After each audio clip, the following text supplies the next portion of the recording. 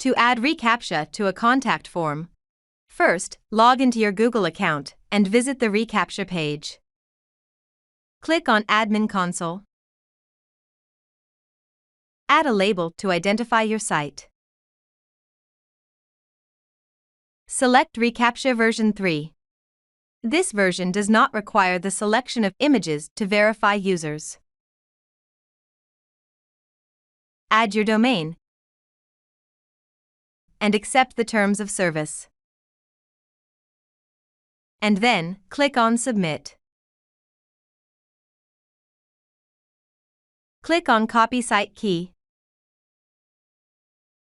On the WordPress dashboard, go to Contact and click on Integration. On the reCAPTCHA section, click on Setup Integration and paste the site key. Go back to the reCAPTCHA page and click on Copy Secret Key